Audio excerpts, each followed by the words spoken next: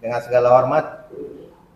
Terima kasih. Bismillahirrahmanirrahim. Assalamualaikum warahmatullahi wabarakatuh. Waalaikumsalam. Ya, ingin menjawab dari suara saya sangat jelas didengar ya. Alhamdulillah.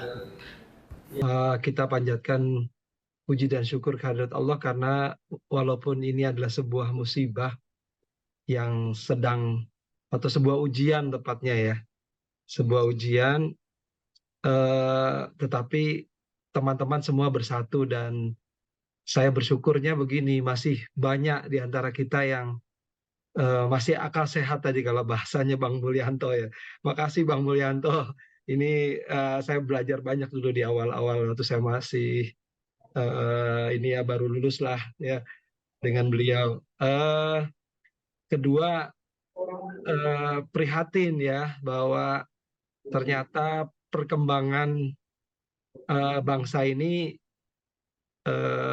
semakin berat ini dari sisi keadilan ya, bahkan sudah menyentuh hal-hal yang sebenarnya sangat mudah dicerna secara logis gitu ya oleh kalangan yang mampu berpikir gitu ya.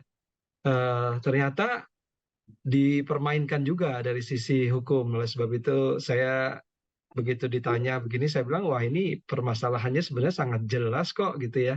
Nah sebelum masuk ke dalam pandangan, barangkali saya mengingatkan sedikit mungkin hal apa sih sebenarnya yang terjadi begitu ya. Eh, Kalau saya melihat secara sederhana saja, ini seluruh eh, pertambangan ya pasti punya punya seluruh produksi lah, tidak hanya pertambangan, pasti punya masalah di air limbah gitu ya. Secara umum banyak sekali yang punya masalah di air limbah.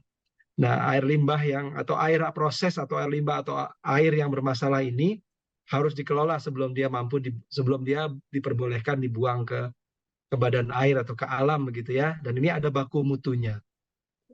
Negara sudah memiliki aturan-aturan main untuk baku mutu ini gitu ya.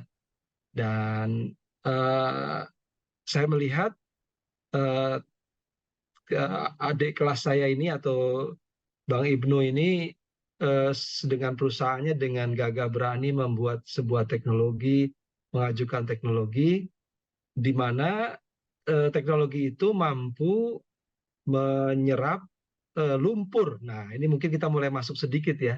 Jadi lumpur yang ada di dalam air itu agak sulit dikelola sebenarnya ya.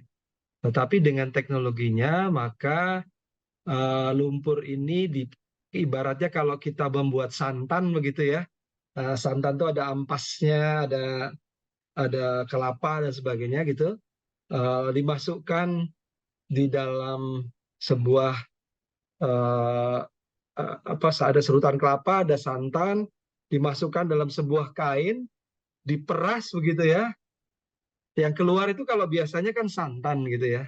Nah ini karena dengan teknologi tertentu di dalamnya eh, maka yang keluar itu air bersih begitu ya.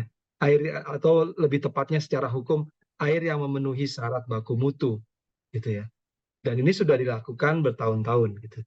Eh, Keluarannya bersih gitu. Nah, apakah punya kain yang atau eh, apa ya kain tadi yang untuk mengolah tadi disebut oleh eh, Bang Ibnu dan kawan-kawan ini sebagai geotube gitu ya.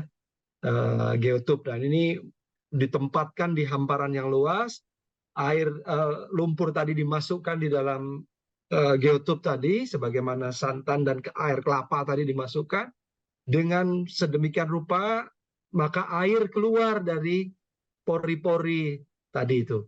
Nah, di dalam itu juga tidak sederhana, dilakukan juga sebuah proses yang kalau dalam bahasa teknik kimia itu disebut sebagai flokulasi, koagulasi, di mana secara sederhana saya bisa katakan bahwa seluruh padatan atau seluruh material selain air itu diikat dengan bahan yang namanya flokulan, koagulan, sehingga dia menjadi padatan yang tidak mungkin keluar dalam pori-pori membran gitu ya. Pori kalau tadi bayangkan air santan tadi diperas dalam kain, air santan tersebut jadi padat bersama dengan ampas sehingga yang keluar hanya air kelapa, air betul-betul air begitu ya, yang memenuhi baku mutu. Nah ini Dengan teknologi ini kelihatannya sederhana, tetapi ini lebih unggul gitu ya. Terbukti tentu dengan ada penelitian-penelitian dalamnya, dan terbukti mampu mengatasi masalah dalam jangka panjang kalau saya lihat perjalanannya gitu ya, dan bahkan bisa sangat-sangat bermanfaat untuk lingkungan begitu. Jadi betul Bang Mulyanto, ini secara teknologi sangat jelas gitu. Nah, baru saya mulai masuk sekarang.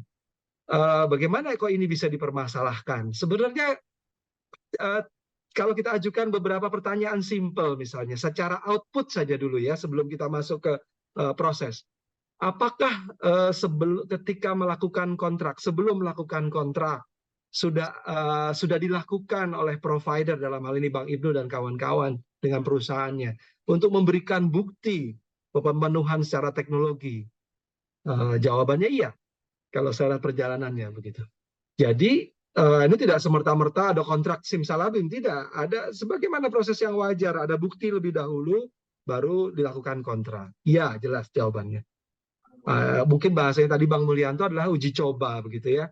Nah, apakah produk yang diolah ini memenuhi baku mutu? Pertanyaan keduanya. Kalau sudah diuji, apakah memenuhi baku mutu? Jawabannya iya, gitu ya. Bahkan melebihi yang lain, gitu ya. Tapi yang jelas memenuhi baku mutu. Dan biasanya kalau memang memenuhi dan itu berkali-kali, tentunya apakah produk ini digunakan berkali-kali, berulang kali?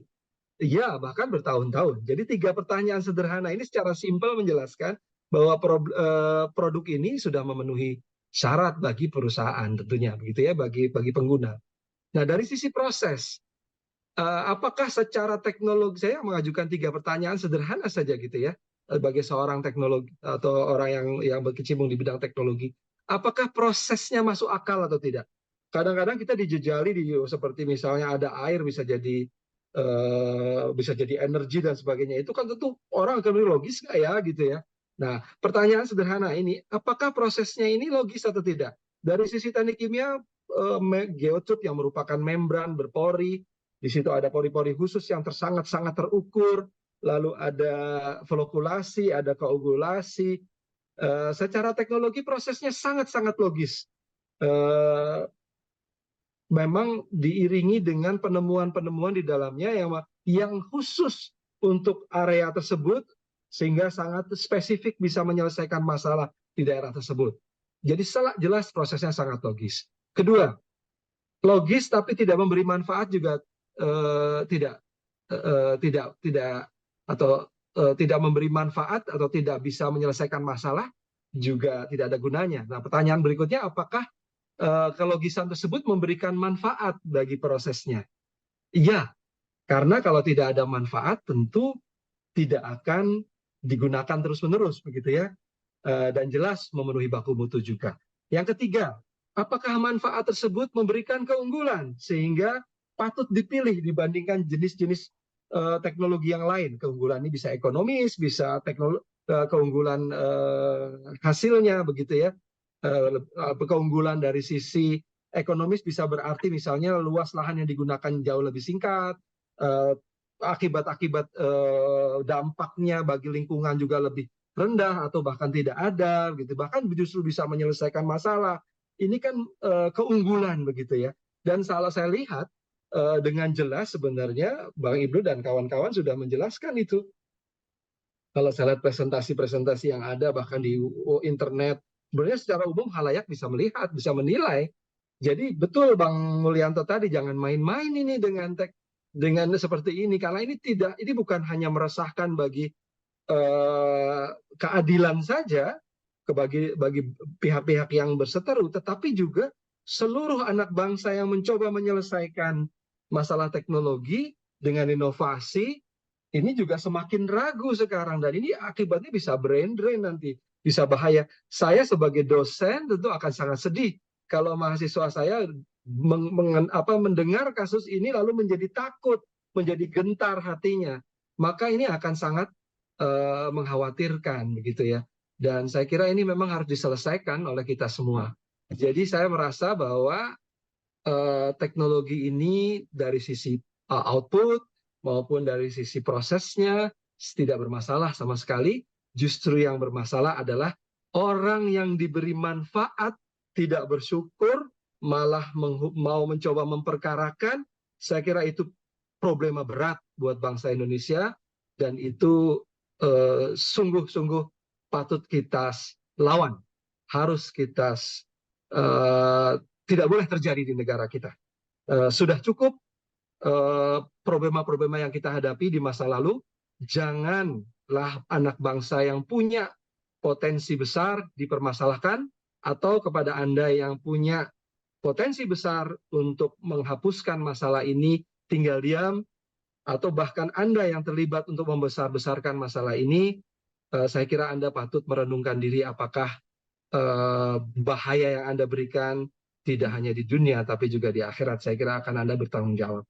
Saya kira itu mungkin yang bisa saya sampaikan. Secara teknologi saya tidak melihat ada masalah sekalipun, bahkan justru ini adalah sesuatu yang harus kita unggulkan dan kita bawa, kita junjung agar bangsa kita maju ke depan, sebagaimana juga sebenarnya sudah dibuktikan bahwa timnya Bang Ibnu ini sudah berkali-kali diajukan sebagai keunggulan di dunia internasional. Terima kasih. Luar biasa. Terima kasih banyak Prof. Mistry Ghozan. Kita berikan aplaus pada Prof. Mistry. Jadi secara teknologi